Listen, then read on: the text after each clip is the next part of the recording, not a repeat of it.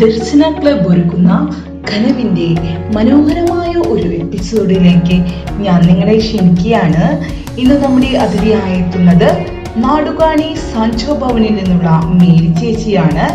October 26 സ്ത്രീ ശാക്തീകരണ ദിനത്തോടനുബന്ധിച്ച് ദർശന ക്ലബും ലയൺസ് ക്ലബും സംയുക്തമായി സംഘടിപ്പിച്ച സ്ത്രീ ശാക്തീകരണം ഭിന്നശേഷിക്കാരിൽ എന്ന പ്രബന്ധാവതരണ മത്സരത്തിൽ ഒന്നാം സ്ഥാന ജേതാവ് കൂടിയാണ് മേരി ചേച്ചി.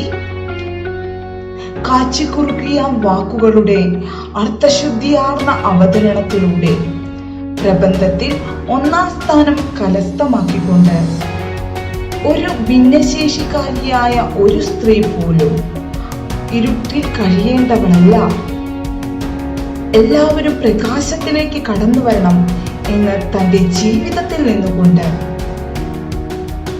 പ്രഘോഷിച്ച വ്യക്തി.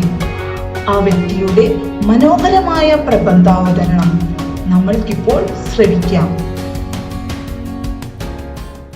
മേരി ജോസഫ് സാൻജോ ഭവൻ, നാടുകാണി.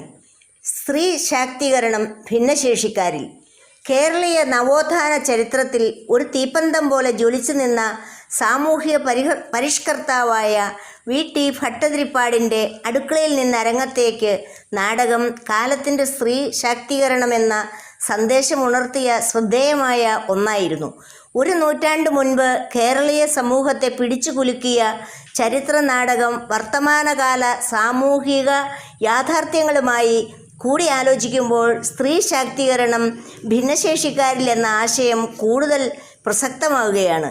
ചെറുപ്പം മുതൽ എന്നെ ഒത്തിരി ചിന്തിപ്പിച്ചിരുന്ന ഒരു ആശയമാണ് സ്ത്രീകളോടും പ്രത്യേകിച്ച് സ്ത്രീകളായ ഭിന്നശേഷിക്കാരോടുമുള്ള ഈ സമൂഹത്തിൻ്റെ വിവേചനപൂർണമായ സമീപനം. ഈ കാലഘട്ടത്തിലും ഭിന്നശേഷിക്കാരായ സ്ത്രീകൾക്ക് ഈ വിവേചനം നേരിടേണ്ടി വരുന്നു എന്നതാണ് എന്നെ വളരെയേറെ ദുഃഖത്തിലാഴ്ത്തുന്നത്. നേതൃത്വ വാസന കൂടുതൽ സ്ത്രീകൾക്കുണ്ട് എന്നുള്ളത് യാഥാർത്ഥ്യമാണ്. എന്നാൽ ശാരീരികമായ ബലം കൂടുതൽ പുരുഷന്മാർക്ക് ഉള്ളതുകൊണ്ട് തന്നെ സ്ത്രീകളിൽ പലപ്പോഴും 4 ചുവരുകൾക്കുള്ളിൽ അകപ്പെട്ടു പോകുന്നു. പരിമിതികൾക്കുള്ളിലുള്ള സ്ത്രീകളുടെ കഴിവുകൾ പ്രവർത്തിക്കാൻ പലപ്പോഴും അവസരങ്ങൾ ലഭിക്കുന്നില്ല. സാധാരണ ഒരു സ്ത്രീ അനുഭവിക്കുന്നതിനേക്കാൾ 10 മടങ്ങ് വെല്ലുവിളികൾ ഭിന്നശേഷിയിലുള്ളവർ നേരിടേണ്ടി വരുന്നു. ഭിന്നശേഷിയുള്ള ഒരു പെൺകുട്ടി ജനിക്കുന്ന നാൾ മുതൽ പല കുടുംബങ്ങളിലും അവൾ ബാധ്യതയാവും, ഭാരവുമാണ്. പിന്നീടുള്ള അവളുടെ വളർച്ചയിൽ കുടുംബത്തിൽ നിന്നുള്ള അവഗണന, സമൂഹത്തിൽ നിന്നുള്ള തിക്ത അനുഭവങ്ങൾ, പഠന മേഖലകളിലെ സൗകര്യക്കുറവ്, മനസ്സിൽ ഭയവും ഭീതിയും വളർത്തുന്നതിനോടൊപ്പം എല്ലാത്തിൽ നിന്നും ഉൾവലിയാനുള്ള പ്രവണതയും അവളിൽ ഉളവാക്കുന്നു. കരയുന്ന കുഞ്ഞിനെ പാലുള്ളൂ എന്ന ആശയം അന്വർത്ഥമാക്കിക്കൊണ്ട് നമ്മുടെ ആവശ്യങ്ങൾക്ക് വേണ്ടി നമ്മൾ തന്നെ മുറവിളി കൂട്ടണം. നമ്മിലെ കഴിവുകളെ നാം തന്നെ തിരിച്ചറിയണം. അടുക്കളയിലെ തിരശീല മാറ്റി നാം അരങ്ങത്തേക്ക് പ്രവേശിക്കണം. അവിടെയാണ് നമ്മുടെ വിജയം. ഗവൺമെൻറ് തലത്തിൽ പലവിധ ആനുകൂല്യങ്ങൾ നൽകി നമ്മെ താങ്ങി നിർത്താൻ ശ്രമിക്കുന്നുണ്ട്. 2015 സാമൂഹിക സുരക്ഷാ വകുപ്പിൻ്റെ നേതൃത്വത്തിൽ ഒരു ഡിസേബിലിറ്റി കനീഷ്യൂമാരി നടത്തുകയുണ്ടായി.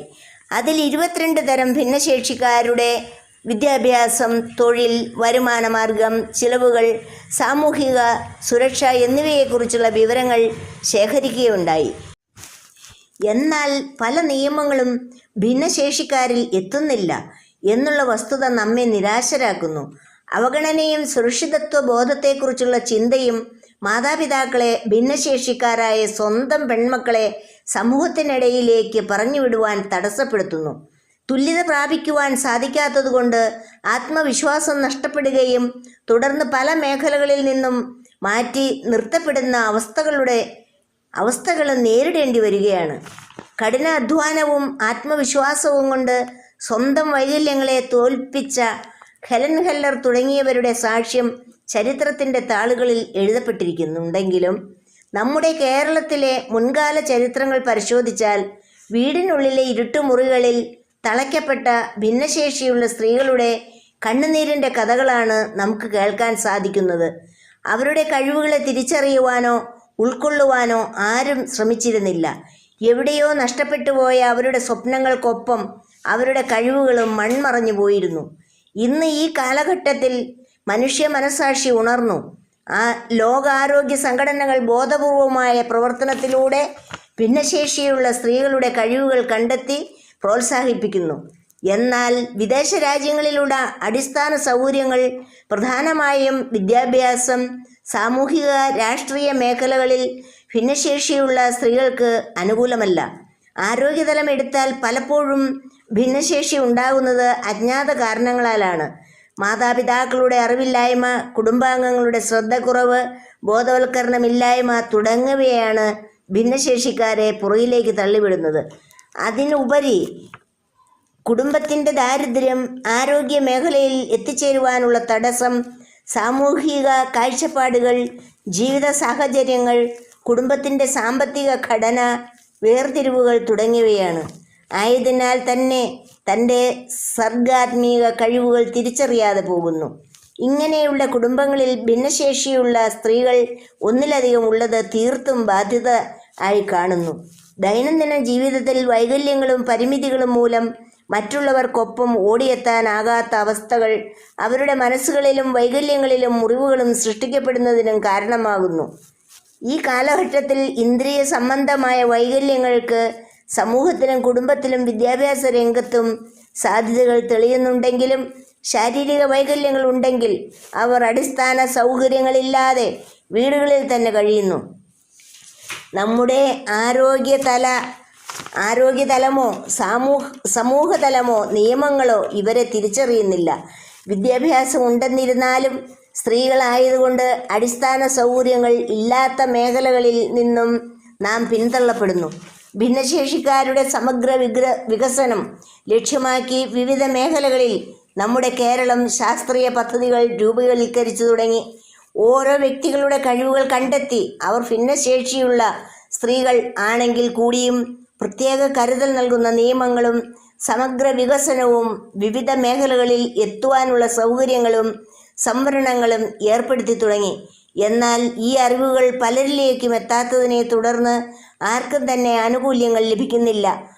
പാർശ്വവൽക്കരിക്കപ്പെടുന്ന ഭിന്നശേഷിക്കാരായ സ്ത്രീ സമൂഹം തന്നിൽ തന്നെ ഒതുങ്ങാതെ നിയമങ്ങൾ അറിയുവാനും പോരാടുവാനും തയ്യാറാവുക, അവകാശങ്ങൾ നേടുക. നമ്മുടെ മുൻപിലൂടെ ധീരരായ ജന്മങ്ങൾ മാതൃകയായിട്ടുണ്ട്. അവരെ നമുക്ക് സ്മരിക്കാം. കണ്ണുള്ളപ്പോൾ ആവോളം കാണുക, കേൾവിയുള്ളപ്പോൾ സ്വരമാധുര്യം ആസ്വദിക്കുക, കാലുകളുള്ളപ്പോൾ വേഗത്തിൽ ദൂരം ഓടുക. എല്ലാം നഷ്ടപ്പെടുമ്പോഴാണ് ഈ അവയവങ്ങളുടെ മഹാത്മ്യം മനസ്സിലാക്കുക. ഹെലൻ കെല്ലറുടെ വാക്കുകൾ എൻ്റെ തന്നെ പുരോഗതിക്കും സമൂഹത്തിൻ്റെ പുരോഗതിക്കും ഞാൻ ഉണരും എന്ന അർത്ഥവാക്യം നമ്മുടെ ജീവിതത്തിലും പ്രാവർത്തികമാക്കാം. നമുക്കും ഉണരാം. എൻ്റെ അവകാശങ്ങൾക്കായല്ല, എന്നെ പോലെ വേദനിക്കുന്നവർക്കായി, കഴിവുണ്ടായിട്ടും തിരിച്ചറിയപ്പെടാത്തവർക്ക് വേണ്ടി, സ്വയം പോരാടുവാൻ കഴിവില്ലാത്തവർക്ക് വേണ്ടി, വീടിൻ്റെ അകതളങ്ങളിൽ ദുഃഖിച്ചു കഴിയുന്നവർക്ക് വേണ്ടി നമുക്ക് പോരാടാം. ഭിന്നശേഷിയുള്ള സ്ത്രീകൾ വീടിനുള്ളിൽ അടയ്ക്കപ്പെടേണ്ടവരല്ല. തടസ്സങ്ങളെയും പ്രതിസന്ധികളെയും മാറ്റി നിർത്തി ഭിന്നശേഷി എന്നത് വിവിധ ശേഷിയുള്ളവർ എന്ന തരത്തിലുള്ള തിരുത്തലുകൾ വരുത്തുവാൻ നമുക്കൊരുമിച്ച് കൈകോർക്കാം. എനിക്ക് പല കുറവുകളുമുണ്ട്, അത് ഞാൻ അംഗീകരിക്കുന്നു. എന്നാൽ നിനക്കിത് ചെയ്യാൻ സാധിക്കില്ല എന്ന് മറ്റുള്ളവർ പറയുന്നത് എനിക്ക് ഒട്ടും അംഗീകരിക്കുവാൻ സാധിക്കില്ല എന്ന ചരിത്രത്തിൻ്റെ താളുകളിൽ ആദ്യത്തെ ഭിന്നശേഷിക്കാരിയായ അയൺമാൻ ആയി പേരെഴുതപ്പെട്ട സാറ റെയ്നിസ്റ്റണിൻ്റെ വാക്കുകൾ ഞാനിവിടെ കടമെടുക്കട്ടെ. എന്തൊക്കെ സാധിക്കില്ല എന്നതിന് പകരം ഏതൊക്കെ സാധിക്കും എന്ന് ചിന്തിച്ചാൽ നമുക്ക് അസാധ്യമെന്ന് കരുതുന്ന പലതും നേടാൻ കഴിയും. ആ വിശ്വാസം തടസ്സങ്ങളെ അതിജീവിക്കാൻ തുണയാകും. ഉയരങ്ങൾ താണ്ടാൻ കഴിയും. വിജയങ്ങളുടെ പരമ്പര നമ്മെ തേടിയെത്തും.